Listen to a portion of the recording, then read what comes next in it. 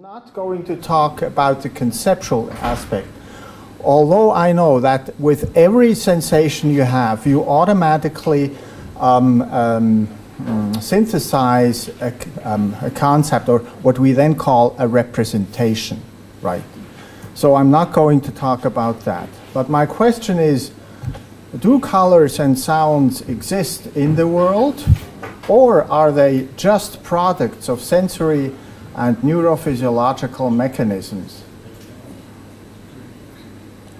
So the present understanding of sensory physiology is such. It is based on a reductionist interpretation of psychophysiological processes. Colors, sounds, smells, tastes, etc. are believed to be the ultimate effect of the cascades of physical and physiological processes which propagate from the objects to the sensory organs, and from there via the sensory nerves into the brain. The brain then is believed to process the incoming physical signals and thereby produces colors, sounds, and other perceptions. Which means that colors and sounds, according to today's sensory concepts, do not exist in the world. Now, just a brief pictorial depiction. If you have, let's say, red out there in the world, and here you have the brain, then one believes that the red thing out there isn't red at all, but it is just, let's say, a corpus of atoms, molecules. And they are, of course, lit up by the sun, and then upon reflection you have these electromagnetic waves, photon waves, which enter the eye. They come onto the rhodopsin. Rhodopsin is changed, it decays, and through a series of processes you have the propagation of the so-called action potentials, the nerve impulse, which then at the corpus geniculatum is transferred into a neurotransmitter process release, and again then the last part to the primary sensory area of the brain is again done by action potentials. And so when the impulse reaches there, that's the moment when you get conscious of the red. And that's why one thinks that red is actually produced by the brain. So that's a simple summary of today's belief of sensory physiology. And then one thinks, one tries to solve the problem, why do we then perceive the red out there and not in the brain?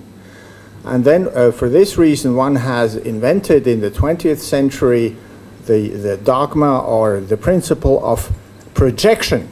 And one just says or assumes that somehow the brain produces or projects the red out into space, and therefore we believe that the red is out there. Just a comment, no one has ever discovered any kind of a device to project anything that happens in the brain out into space. It's a purely theoretical assumption. It's a hypothesis with any evidence at all. But the result is that the perceived world is believed to be an illusion, a product of our brain. So if, for example, we have this magnificent view from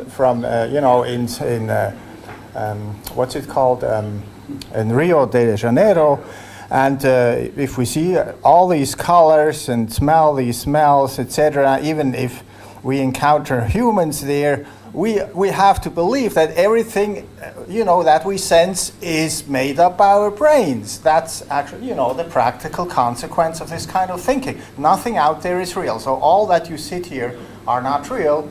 or a product of my brain, and vice versa. So, but if the perceived world is an illusion, then human beings, sense organs, and brains are illusions too. Why? Because only through sense perception, or technically assisted sense perception, can we know of sense organs and brains. Thus, if sense perceptions are not real because they are caused by brains, then brains must be unreal too because they are caused by brains too, right? Which is absurd. So in effect, the theory abolishes itself. But every year, decade for decade, this theory is taught to medical students, and no one opposes to this theory. I mean, in what kind of a world do we live academically? Just a short question to that. Consequences. If brains are real and exist, then sense perceptions are real, they exist too, right? Colors and sounds therefore exist in the world in the same way as brains exist in the world. So the sense perceptible world is real. Like, you know, this view of the Swiss mountains, for example. But here one could make an objection and could say, admittedly, the sense perceptible brains and the sense perceptible colors and sounds exist equally out there in the world. But they do not exist in the way in which we experience them. That is, as sensory qualities, colors, and sounds as such, but only in the form of atomic structures and forces, that is, as quantifiable waves of photons, colors, or air, waves of air, as in the in sounds. But how do we know of wave functions and molecular mechanisms? Only through technically assisted sense perception. We have no other way of knowing anything about them. So, acoustic or photonic waves, sensory receptors, action potentials, neurotransmitters, etc., are all acknowledged through objective perception. And of course thinking, but we leave that away. And this means in no other ways are they acknowledged than colors and sounds. So also colors and sounds can be acknowledged through objective perception in the very same way, right? Thus, sensory qualities, colors, sounds, etc., are just as objectively real as are measurable quantitative parameters. Both can equally claim reality. Colors and sounds cannot be reduced to their wave function, and that's very important now. Colors and sounds cannot be reduced to their wave functions. Smells and tastes cannot be reduced to their molecules. Qualities and quantities both exist. This means, in the process of sense perception, there exists not only the physical cascade of atoms, waves, sensory receptors, action potentials, etc., but also the colors, sounds, smells, tastes, etc. So qualities and quantities coexist, which means that of course there are these waves approaching our sense organs, but the red and the sounds are out there too, right? one could say that the colors and sounds are emergent with respect to their wave functions. Emergence. And that means they are not equal, they're not the same, but an additional element which is empirically clear, actually. So, if both the colors or sounds and the molecules and waves exist out there in the world, what then is the function of the physical cascade of waves and molecules which makes sense perception possible? It is to mediate the sensation of colors and sounds out there, not to cause them in the brain. It's just to mediate them. Because where do we perceive the red? Not in our brain. Empirically, phenomenologically. You never experience the red in your brain. You always experience it out there. And when do we perceive the red out there? Only when the cascade arrives in the brain and at the final destination of the brain. So, what is the function of the physical cascade? To make the red conscious out there. Not in there, but out there. When this cascade has arrived here, we get conscious of what is out there. The cascade does not cause the red in the brain, but mediates the perception out there, to state it once more. And for this, every chain link, waves, rhodopsin, action potentials, etc. are necessary for this purpose. Red remains red out there, although the chain links of the physical cascade change, these different sections. It is like the transport of information, so to speak. Information stays the same from the sender to the receiver, although the carriers may change. For example, if Sally writes a letter, the letter is transported, through the mail, the post car, and then through the postman to John. Then the information remains the same, although the carriers have changed all the way. So that means that this is not a problem, that all these carriers of information change, but the information remains the same. So we get really aware of what is out there. But in sense perception, it is different from the example I just showed, because the object as such does not come into the brain, but remains out there. Red remains there.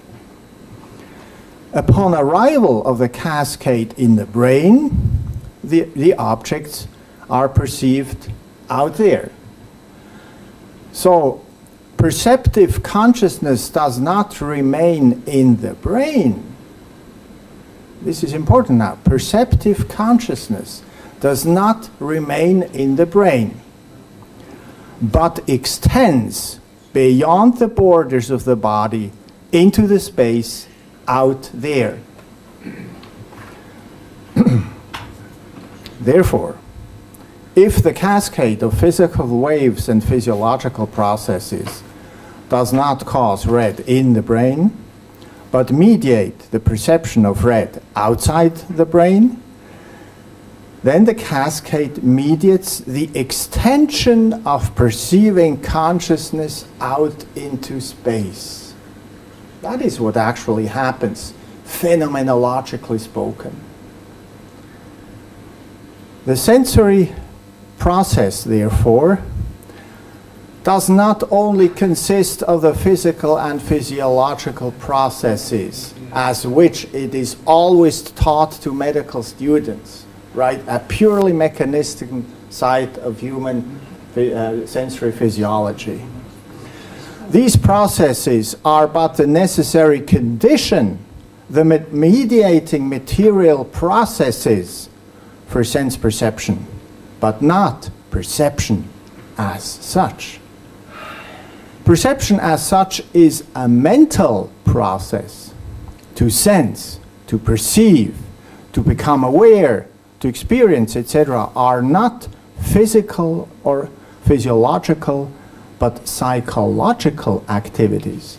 Therefore, it's a mistake of categories to use the category of perception to the physiological process that happens there. The act of perception encompasses both physiological and psychological processes. It is actually a unity of both, and not only the physiological, materialistic side of the thing. And this leads us to the notion of the extended mind. The physical cascade originates out there in space, right? We have seen that. The perceiving mind extends into space, beyond the boundaries of the body, and perceives colors and sounds out there. This is mediated, not caused, by the physical and physiological process cascade. And that's also one of the reasons I can't go into the singular elements, but Andy Clark and David Chalmers produced their famous article on the extended mind in 1996. They talk about the extended mind. Their reasoning, their arguments are not full yet. They are still a little bit reductionistic, but they coined the term of extended mind. And if you go more than 100 years back to Rudolf Steiner's introduction to Goethe's natural scientific writings, you will find a complete theory already of the extended mind, although he did not use the term, but it is exactly what it is about. So, in conclusion, the process of sensory perception is not only a physical cascade of wave functions and molecular mechanisms, but a holistic or integrative psychophysiological process in which the human mind reaches existing sensory qualities out there, such as colors and sounds, in the external world, but through the mediation of the physical and physiological cascades. For this reason, we can say that beautiful Krakow exists. It is not the production of our brain. Thank you for your attention.